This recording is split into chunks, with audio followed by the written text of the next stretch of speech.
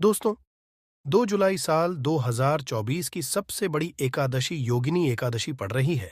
इस दिन यानी 2 जुलाई योगिनी एकादशी के दिन चुपचाप गाय माता को खिला दे। ये एक छोटी सी चीज रोड़पति भी होंगे, करोड़पति मिलेंगी, सभी संकटों और कष्टों से मुक्ति, मृत्युदंड, पितृदोष इत्यादि का अंत होगा। पूरे साल आपके घर में भरे रहेंगे अन्न धन के भंडार।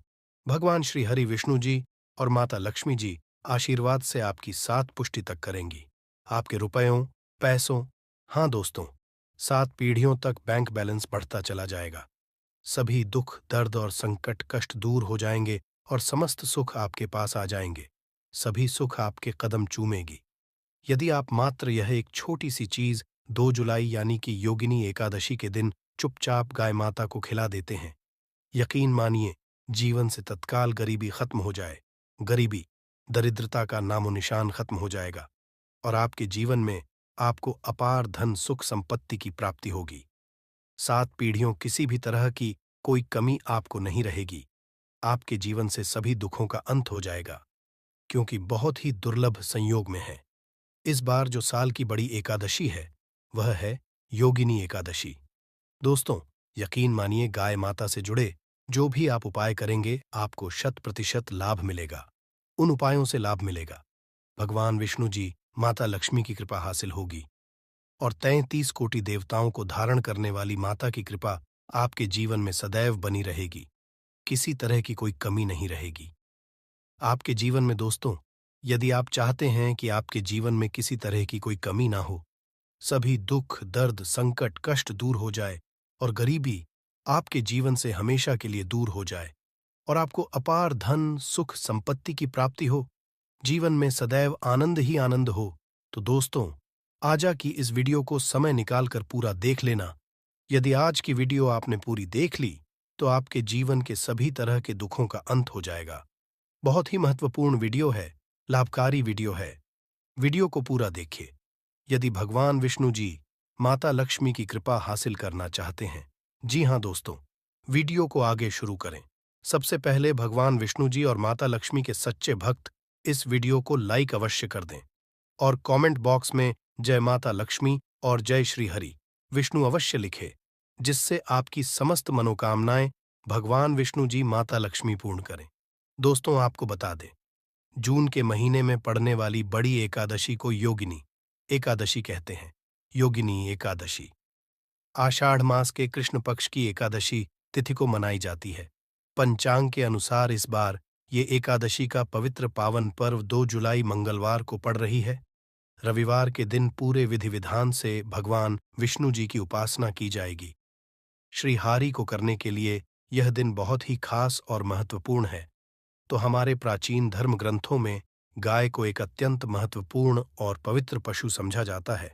शास्त्रों में गाय को माता कहा गया है और समस्त देवी देवता इनका पूजन करते हैं। गौ माता के शरीर में 33 कोटि देवी देवताओं का निवास होता है। गाय एक अत्यंत पवित्र, निर्मल, शांत, निष्पाप है। रघुवेद में इसे संसार का पालन पोषण करने वाली कामधेनु माता कहा गया है। इसके दर्शन से मनुष्य के हजारों पाप नष्ट हो जाते हैं। इसीलिए कभी इस निष्पाप गौ माता पर अत्याचार नहीं करना चाहिए। गाय को कभी मारना नहीं चाहिए और कभी उन्हें कष्ट नहीं देना चाहिए। गाय को मारना शास्त्रों में सबसे बड़ा पाप समझा गया है। दोस्तों, भगवान श्री कृष्ण को गायों से विशेष लगाव था। उन्हें गौ माता बहुत अधिक प्रिय थी। श्री कृष्ण के गायों की सेवा करना ही सर्वश्रेष्ठ धर्म है। इससे बड़ा पुण्य का कार्य संसार में दूसरा कोई नहीं।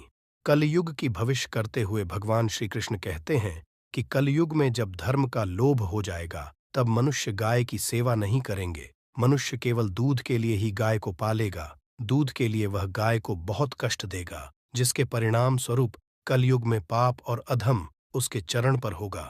कलयुग के का लक्षण बताते हुए श्री कृष्ण कहते हैं, जब संसार से गाय समाप्त हो जाएंगी, तब कलयुग का अंत होगा। जो मनुष्य कलयुग गाय की निस्वार्थ भाव से सेवा करेगा, वह सुख हासिल करेगा। जो स्त्री रसोई में बनी पहली रोटी गौ माता को खिलाएगी, वह सदा सुहागिन और सौभाग्यशाली रहेगी। जो लोग अपने घर में गाय से हासिल पंचगव्य को घर में रखिएगा, उसके घर में कभी दुख दरिद्रता नहीं आएगी। दोस्तों, हमारे धर्म के सभी शास्त्रों में गाय की सेवा को ही सर्वश्रेष्ठ समझा गया है। जो व्यक्ति प्रतिदिन किसी न किसी तरह से गौ माता की सेवा करता है, वो सबसे अधिक पुण्यवान बन जाता है। गांव तो मनुष्य को गाय की सेवा करने का अवसर हासिल होता है, किंतु शहरों में गाय के दर्शन आसानी से नहीं हो पाते हैं। इसीलिए मनुष्य को गौशाला में जाकर गाय की सेवा करनी चाहिए अथवा गौशाला के लिए दान धर्म करने चाहिए। इसके अलावा आप अपने घर में ही गौ माता की मूर्ति रखकर उनकी पूजा जरूर करें। इससे भी माता कामधेनु का आशीर्वाद हासिल होता है।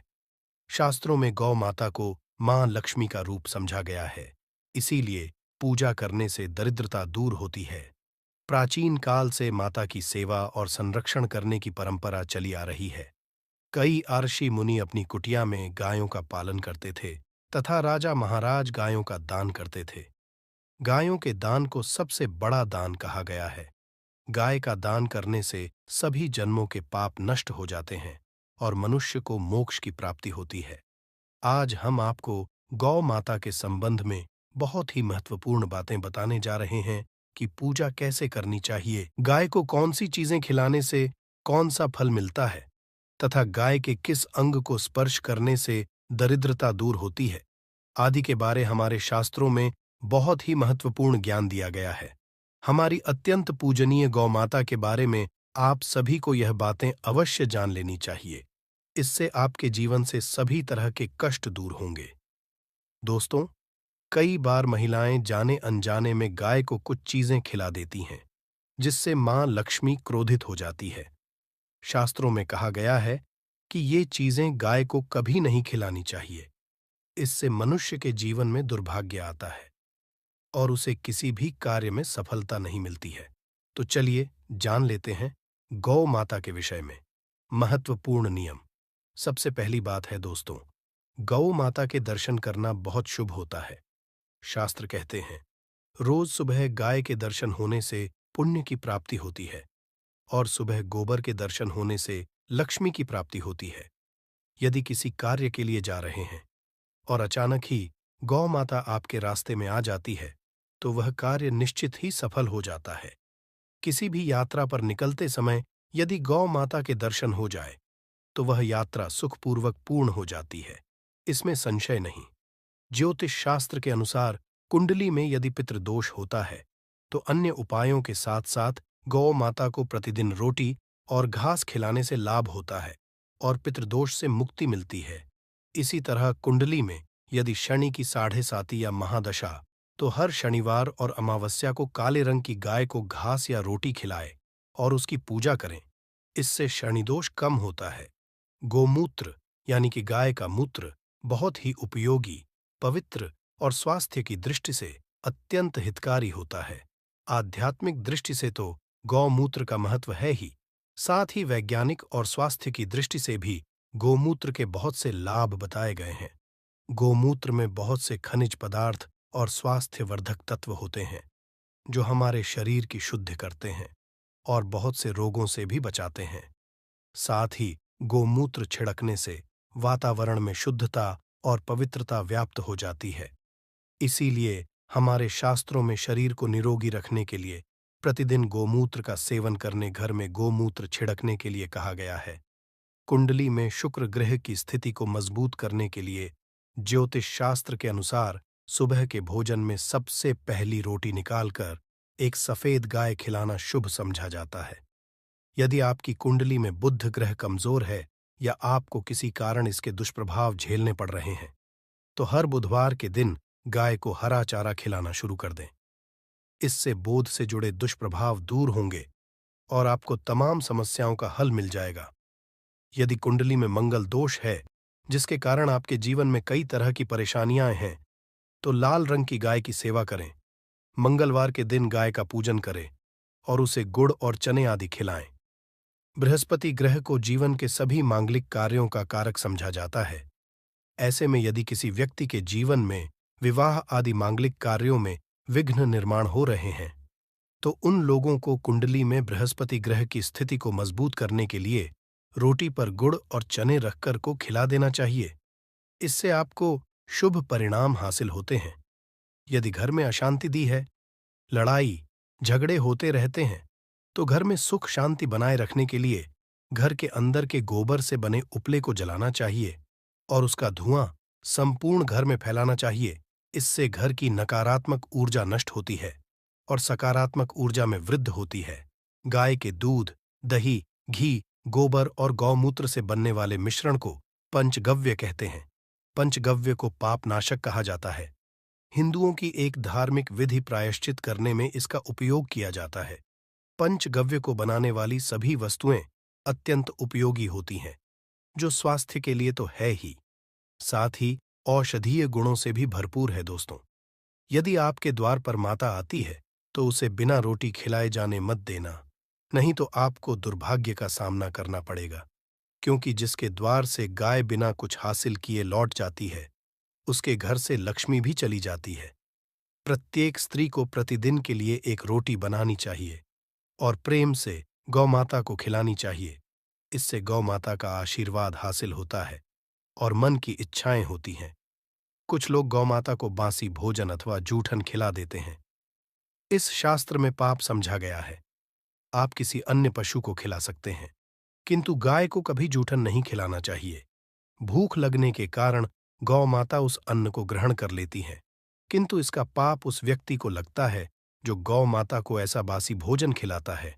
गाय एक शाकाहारी और पवित्र पशु है, इसीलिए गाय के में कभी मांस, अंडे आदि चीजें नहीं डालनी चाहिए। ऐसा करने से पाप लगता है। यदि आपकी कुंडली में चंद्रदोष है और जिसके कारण लगातार परेशानी उठानी पड़ रही है, तो आप यह एक उपाय जरूर करें। आप रोटी पर सफेद मक्खन, नमक और घी लगाकर गौ माता को खिला दें। यदि शनि दोष है तो आटे में थोड़े काले तिल मिलाकर रोटी बनाकर गौ माता को खिला दें। इससे शनि दोष समाप्त होता है। मंगल दोष को दूर करने के लिए रोटी पर हल्दी लगाकर गाय को खिलाना चाहिए। घर में धन की समस्या है तो गुरुवार के दिन गाय को केले का फल खिलाना चाहिए। इससे दरिद्रता दूर होती है।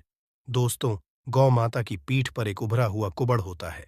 उस कुबड़ में सूर्य केतु नारी होती है। जब भी आपके द्वार पर गौ माता पधारे, आप इस कुबड़ को एक बार जरूर स्पर्श करें। इससे आपके जीवन से सभी दुखों का अंत होगा और धन संपत्ति की प्राप्ति होगी।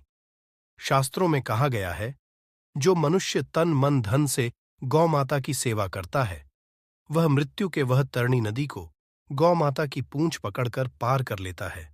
उसकी अकाल नहीं होती है और उसे मोक्ष की प्राप्ति होती है। जिस व्यक्ति के भाग्य की रेखा सोई हुई है, यदि वह व्यक्ति अपनी हथेली पर रखकर गौ माता की जेब से जताता आता है, तो उसकी सोई हुई भाग्य रेखा खुल जाती है और उसका दुर्भाग्य सौभाग्य में परिवर्तित हो जाए। तो यह थी आज की विशेष जानकारी। उम्मीद है यह जानकारी आपके काम आएगी। यदि वीडियो अच्छा लगा हो तो एक लाइक अवश्य कर दीजिए और रोजाना नई नई जानकारी प्राप्त करने के लिए हमारे इस चैनल को अभी सब्सक्राइब करें। धन्यवाद।